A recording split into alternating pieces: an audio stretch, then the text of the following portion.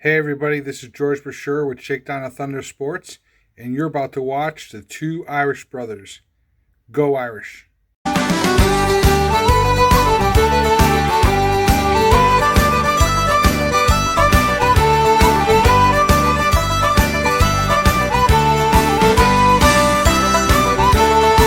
How's it going, everyone? I am ND Sean 45.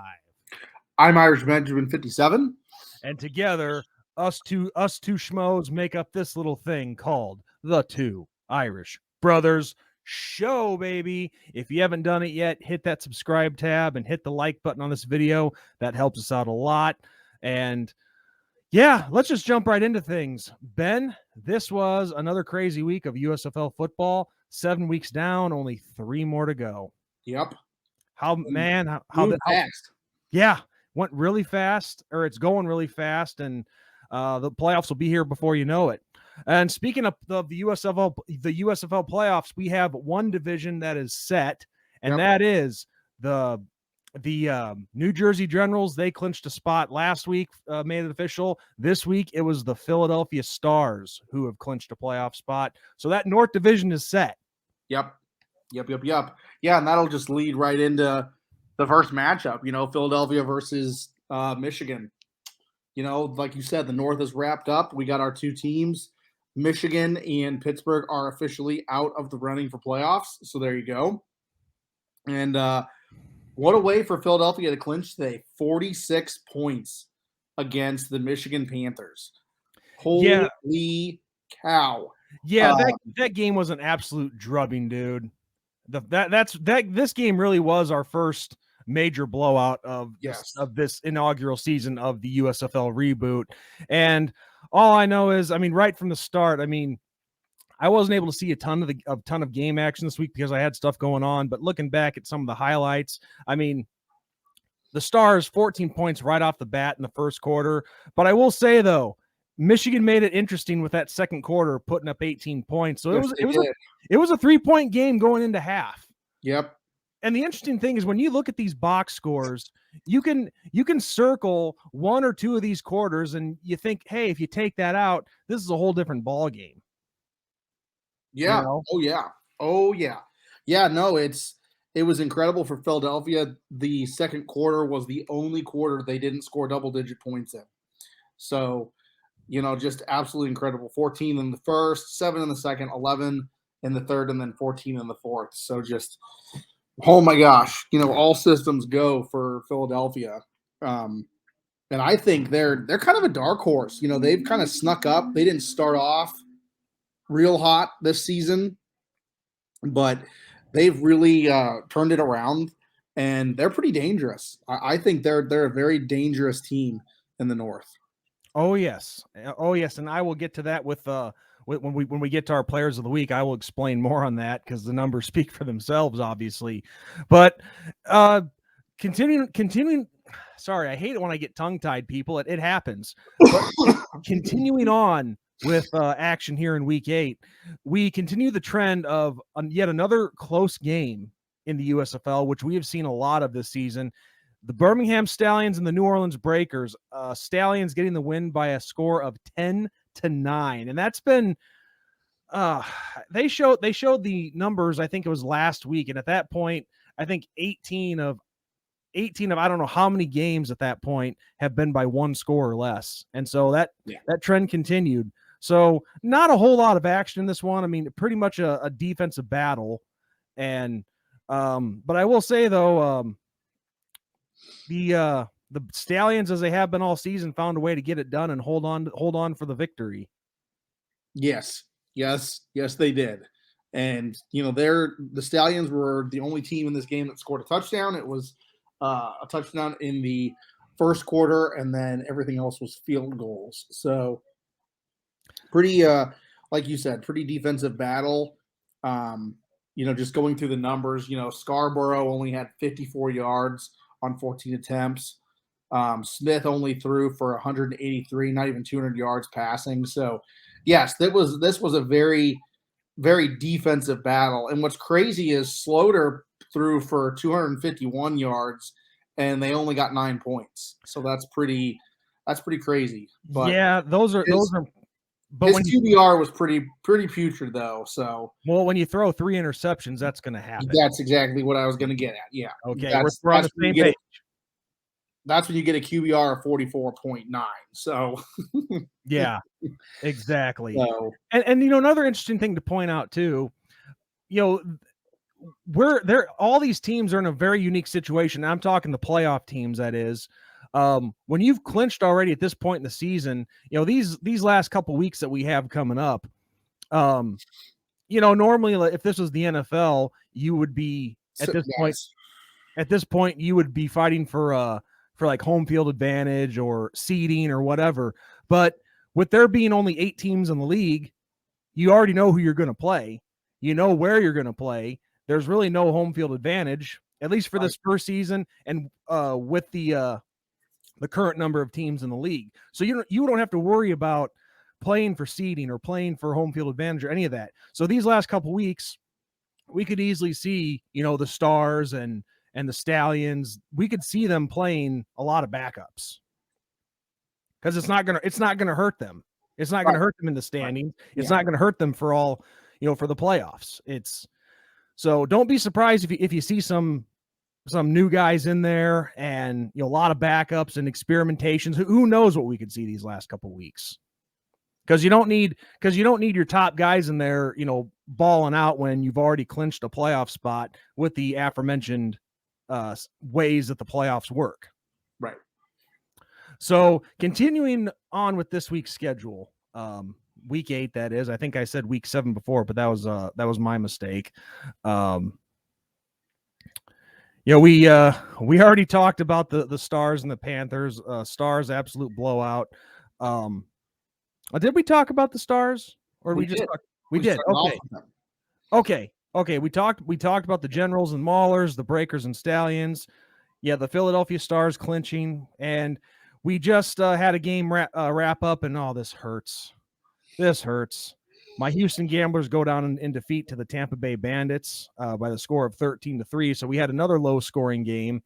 God, man, I just, the Gamblers are forcing to start that Kenji Bahar at quarterback.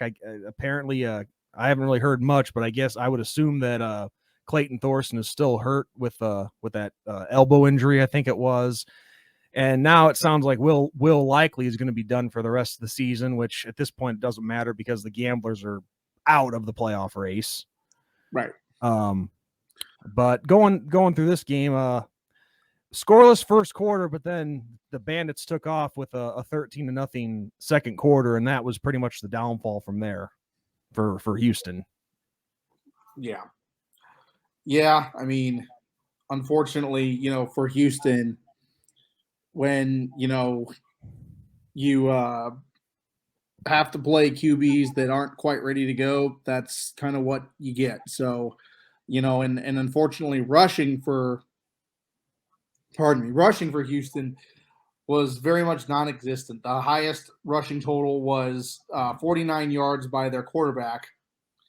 That'll tell you everything right there. And then the next best was 31 yards. So that's going to hurt you. That's just that hurts. So the numbers don't lie. I can say that till I'm blue in the face. The numbers do not lie. It says everything about how a franchise is doing. And I just hope that next season, because I'm sure we'll see a whole new batch of guys. I don't know how things are going to work for next year, but hopefully they can get things turned around for this franchise next season. Yeah.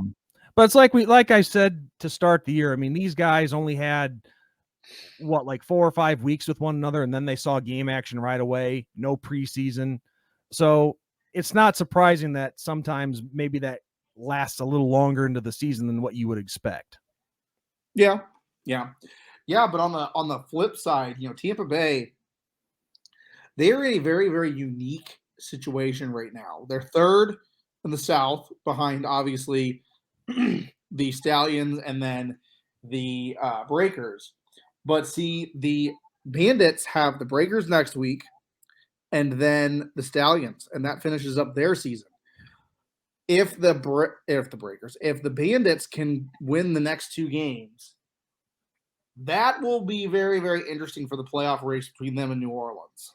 Yes. So, because like I said, we know the Stallions have a playoff spot locked up. Yes. So that final spot is going to be decided between the Bandits and the Breakers.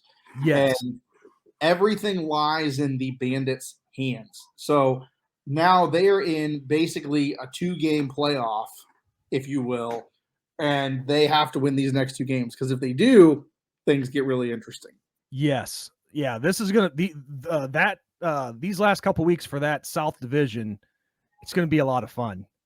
I mean, this whole league has been a lot of fun, and still, there's a lot of people that aren't giving this league enough credit that I think it deserves, because it seems like all they can still focus on is the format of how the USFL has been doing it, with playing games in just Birmingham, Alabama this inaugural season.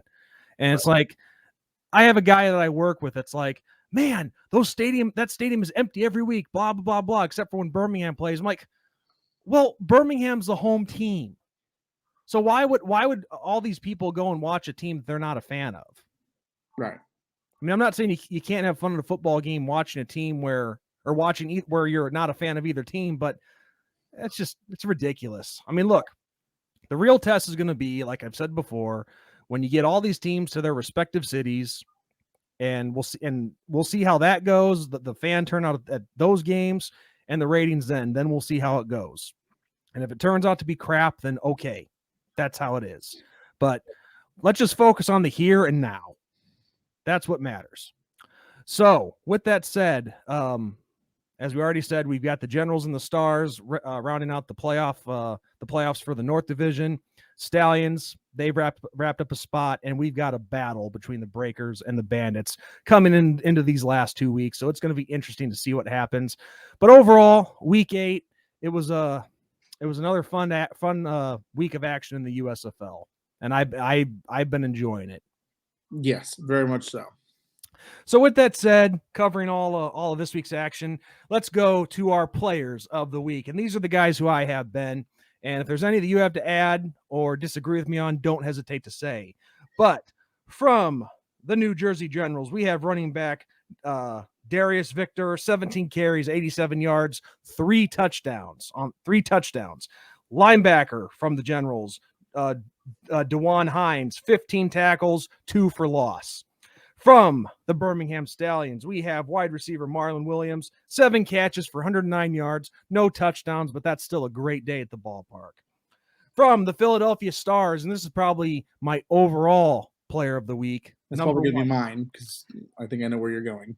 Oh, yes. We have quarterback Case Cookus from the Stars, 20-26 passing, 247 yards, 4 touchdowns, but that's not all. He had 4 rushes for 118 yards and 1 touchdown on the ground. Yep. So 5 touchdowns overall. Phenomenal performance. Yep. And then last and certainly not least, from the Tampa Bay Bandits, I have linebacker Anthony Butler, 12 tackles and 1 for loss. But I do have one honorable mention. Paxton Lynch of the Michigan Panthers. Paxton Lynch, 251 yards passing, 2 touchdowns, but he had the 2 picks. So I was wanting to put him on there, but I was like kind of on the bubble with him. Yep. Yeah, I always just do one, and mine was Case Cookus. So there you go. The dude out of Northern Arizona, the Lumberjacks. So, yep, what a day that he had. And, yeah, it was a pretty crazy week. I didn't realize you only did one player of the week for yourself. I've heard you say multiple guys before, or was that just you agreeing with the guys that I had? Agreeing. Okay, I guess I heard wrong. But yeah, no, I agree. If I had to pick just one player of the week, it would definitely be Case Cookus. Those numbers are phenomenal, and could get the NFL scouts watching. You never know. So yeah, with that said, we have 2 weeks left in this inaugural USFL season until we get to the playoffs the weekend of June 26th. And then, of course, the championship game on July 3rd from Canton, Ohio at the Hall of Fame. Should be a lot of fun. Should be a nice stretch down the seat to finish off this inaugural season. So, Ben, do you have anything else that you would like to add? I got nothing. Well, I have one thing. For starters, everyone, notice that Ben is not dressed like Papa Smurf. He could not find blue face paint, but you definitely will see that in the future. And Ben, you lost again. So that is going to be two. Well, you already did honored the one. So that's 2 punishments that you owe me. And one of those I have to think of.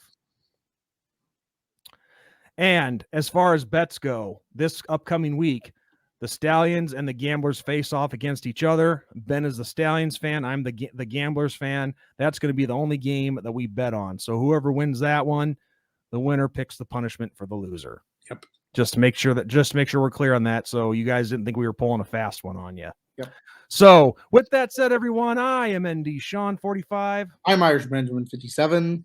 And as always, good night. God bless. And even though they suck, go Gamblers, aces high. Go Stallions. Giddy up.